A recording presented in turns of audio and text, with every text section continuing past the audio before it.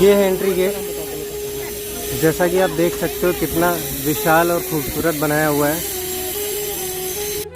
दोस्तों हम मुंबई में जाते हैं तो गेटवे ऑफ इंडिया मिलता है, दिल्ली जाते हैं तो वहाँ इंडिया गेट मिलता है, और ये दोनों ही अंग्रेज़ों के द्वारा बनाए गए हैं। तो ऐसी चीज़ें देख करके जो कि हमारे देश के ही लोगों ने बनाया हुआ है, बहुत ही अच्छा लगता है, बहुत ही सुकून की फीलिंग आती है। ये जो आप मेरे ऊपर गेट देख रहे हो, ये फेस 1 यानी कि कॉरिडोर का जो मेन परिसर है उसके अंदर एंट्री का गेट है, जो कि आप मेरे पीछे देख रहे हो। तो चलिए देखते हैं इसके अंदर अलग अलग पार्ट्स में कि क्या क्या चीज़ें बनाई गई हैं। गेट से एंट्री करने के बाद ये इधर सारे ऑफिसेस बनेंगे, जिसमें जो भी कर्मचारी होंगे वो कर्मचारी अपना काम करेंगे।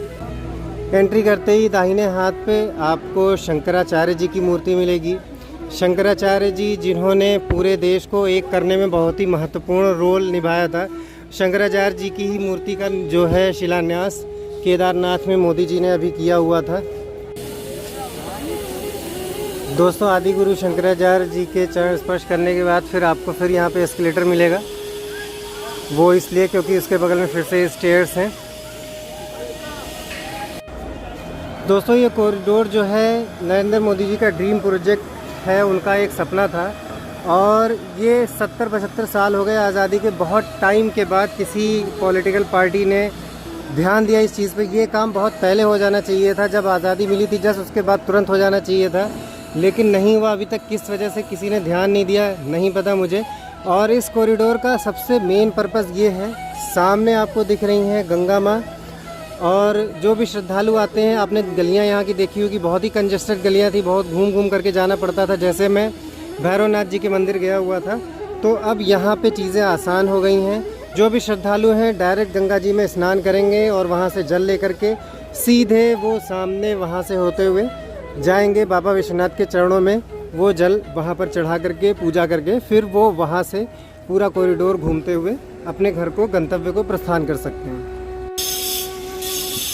दोस्तों आप लोग मेरे सामने एक और ये मंदिर देख रहे हो, और सारे मंदिरों का जो डिज़ाइन है वो बाबा विश्वनाथ के मंदिर की डिज़ाइन के जैसी ही है, और आप देख रहे हो इसका भी जीर्णोद्धार किया गया है। उसके अलावा सामने भी एक मंदिर है, बहुत सारे मंदिर हैं एक्चुअली, यहाँ पे हज़ारों मंदिर थे, और कई छोटे छोटे मंदिर ऐसे थे जो लोगों ने कब्जा करके उनके ऊपर अपने घर बनवा दिए थे, तो उन सबको हटा दिया गया। ऑब्वियस सी बात है कि अगर आप कोई गलत काम करोगे और एक्शन होगा तो आप गवर्नमेंट या जो भी अथॉरिटीज़ होगी उनके अगेंस्ट आप गुस्सा भी दिखाओगे, और बिल्कुल यही हुआ है। जिन लोगों की दुकानें और घर थे यहाँ पे जिस पे ये कॉरिडोर पूरा बना हुआ है, उन सबको इसका मुआवजा, उसकी जो भी कीमत है, कीमत से ज़्यादा ही वैल्यू दी गई है। लेकिन बहुत सारे लोग ऐसे थे जिन्होंने इलीगल यहाँ पे कब्जा करके बनाया हुआ था, और इलीगल तरीके से, गलत तरीके से बाबा के धाम का फ़ायदा उठा रहे थे, तो उनको कोई भी मुआवजा नहीं मिला, क्योंकि वो उनकी जायज़ जगह थी नहीं, उनके पास कोई भी कागज़ थे नहीं। भारत माता की जय। दोस्तों हैं ये है हमारी भारत माता, और हमारा अकेला मुल्क ऐसा है जो कि अपने देश को अपनी माँ के समान पूज्य मानता है। और अपने ही देश में कुछ कुलच्छणी लोग होते हैं, वीरदास जैसे, जो हमारे देश को बाहर बदनाम करते हैं, और अपने ही देश में बहुत सारे राक्षस प्रवृत्ति के लोग ऐसे होते हैं जिनको भारत माता की जय बोलने में भी शर्म आती है। दोस्तों भैया लोग यहाँ पे साथ में थे, तो जब मैं भारत माता की वीडियो बना रहा था, पीछे से साथ में बोलने लगे भारत माता की जय। नरेंद्र पैराडाइज आप सब्सक्राइब कर लीजिए, नरेंद्र मोदी वाला नरेंद्र, मोदी हटा करके पैराडाइज। अरे भैया ये इसके ऊपर जाने का रास्ता है, अभी बंद है? अच्छा अभी बंद है। ये उनके लिए मतलब ऊपर आराम कर सकते हैं लोग, आकर के देख सकते हैं, प्रसाद जलपान प्रसाद ये सब चीज़ें वहाँ पे मिलेंगी। तो जो लोग जिनकी दुकानें चली गई वो चाहे तो यहाँ पर आकर के अपनी दुकानें फिर से खोल सकते हैं। अच्छा हाँ, मतलब उनको अपनी ज़मीन का पैसा भी देना होगा, और यहाँ पे प्रॉपरली उनको गवर्नमेंट फिर से शॉप अलॉट करके फिर से दे देगी, यानी डबल फायदा।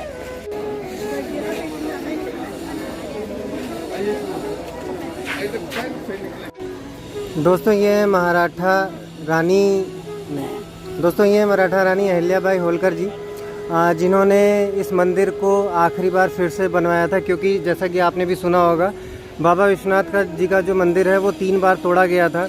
आखिरी बार ये औरंगज़ेब ने इसको तोड़ा था, तोड़ करके बगल में ज्ञानवापी मस्जिद भी यहाँ पे औरंगज़ेब ने बनाई थी।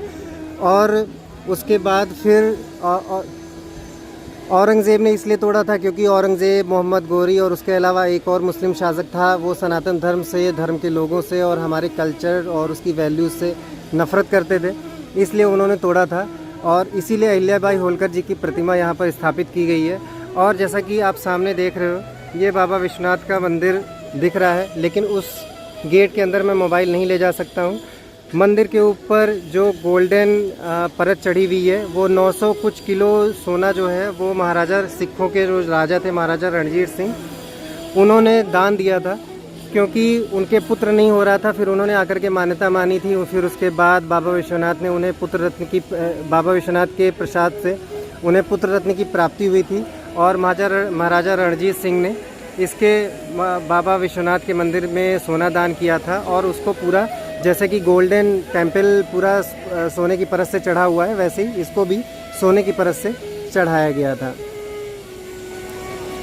तो दोस्त, मराठा, राजपूत और उसके अलावा और भी जो भी राजा हुए हैं जैसे पृथ्वीराज चौहान, इन्हीं सब लोगों की वजह से हमारा जो कल्चर है, हमारी सिविलाइजेशन है, वो आज के टाइम पे अभी भी ज़िंदा है, जो कि दुनिया की सबसे पुरानी सभ्यता और सबसे पुरानी और सबसे ज़्यादा विकसित सिविलाइजेशन है। दोस्तों, आप देख सकते हो, जितने भी लोग बोलते हैं, झूठ बोलते हैं कि मंदिरों को तोड़ा गया है इस कॉरिडोर को बनवाने के लिए, तोड़ने की बजाय जितने भी मंदिर मिले हैं उन सब का फिर से जीर्णोद्धार किया गया है, उनको फिर से सजाया गया है, पत्थरों से मजबूत किया गया है। और ये मंदिर आप देख रहे हो, और सामने गेट से बाबा विश्वनाथ का मंदिर दिख रहा है। ओम नमः शिवाय। दोस्तों, हर हर महादेव।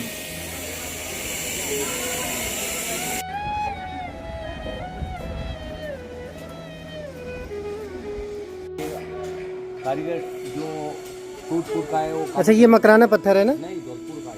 अरे, धौलपुर का पत्थर है। मकराना कौन सा है? मकराना वाइट के मंदिर के अंदर फ्लोरिंग में लगा है ना। अच्छा, फ्लोरिंग वाला है, वाइट वाला। तो मकराना मार्बल है। अच्छा, ये कौन सा मार्बल? धौलपुर का। धौलपुर स्टोन। और ये कॉरिडोर के बाहर जो मार्बल लग रहा है वो कौन सा है?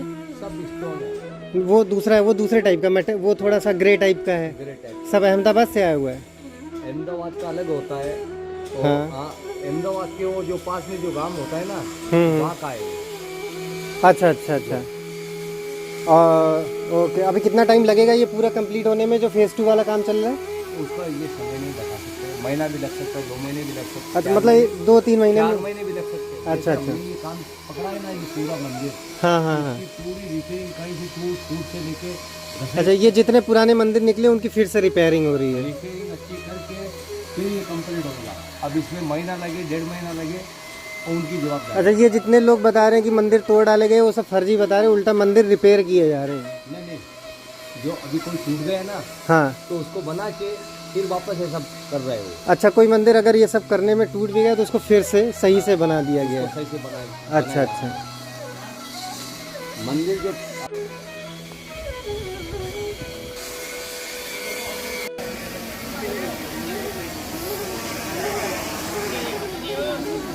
भाई अपने ड्रोन से फुटेज लेते हुए। अब तो ड्रोन इंपोर्ट गवर्नमेंट ने बैन भी कर दिया है, क्योंकि दुनिया में, स्पेशली अगर इंडिया की भी बात करें, तो जो 90% या आप 100% ही कह लो हम ड्रोन यूज़ करते हैं, वो या तो DJI के ही होते हैं या फिर किसी न किसी चाइनीज़ कंपनी के होते हैं। तो फाइनली मेरे ड्रोन लेने से पहले गवर्नमेंट ने बैन कर दिया है। इसका मतलब जल्दी ही कोई ना कोई इंडियन कंपनी भी अपना ड्रोन लॉन्च करेगी, जो कि अभी हाल फिलहाल के लिए वो देखें, अगर किसी को ख़रीदना हो तो अच्छी न्यूज़ भले नहीं है, लेकिन फ्यूचर के लिए, मेरे जैसे लोगों के लिए जिन्होंने सोचा है 2-4 साल के बाद, कुछ टाइम पे यूट्यूब में सक्सेस होने के बाद ड्रोन लेने का, तो उनके लिए अच्छी न्यूज़ है। क्योंकि अगर इंडियन कंपनी लॉन्च करेगी तो अपनी होगी, मेक इन इंडिया वाली होगी। और दूसरा ये, वो चाइनीज़ ड्रोन से कुछ ना कुछ तो सस्ती होगी, सस्ती नहीं भी होगी, सेम रेट में भी होगी, तो ख़राब होने पे कम से कम उसकी रिपेयरिंग ईजिली हो जाएगी। क्योंकि अभी मैंने DJI का एक्शन कैमरा लिया था, क्योंकि इंडियन कंपनी में कुछ एक्शन कैमरा मुझे मिला नहीं, तो रीज़नेबल रेट में GoPro की क्वालिटी देने वाला मुझे DJI का मिला था। वाटरप्रूफ कैमरा था, 1 महीने के अंदर ही वो पानी में डालने पे ख़राब हो गया, और रिपेयरिंग का ना कोई सर्विस सेंटर है ना ही कुछ है। दोस्तों इस वीडियो का एंड मैं यहीं पे करता हूँ। आशा करता हूँ आपको वीडियो अच्छी लगी होगी। मैंने बहुत ही शॉर्ट में बहुत ही जल्दी सारी चीज़ें कवर अप करने की कोशिश करी थी। अगर आपको मेरी कोशिश कुछ हद तक साकार होती हुई लग रही है तो आप प्लीज़ सब्सक्राइब ज़रूर कर दीजिएगा। अगर आप सब्सक्राइब नहीं करेंगे तो भी मैं वीडियो बनाऊँगा। सब्सक्राइब करेंगे तो और ज़्यादा जोर से, मोटिवेशन से मैं और अच्छी वीडियो बनाऊँगा।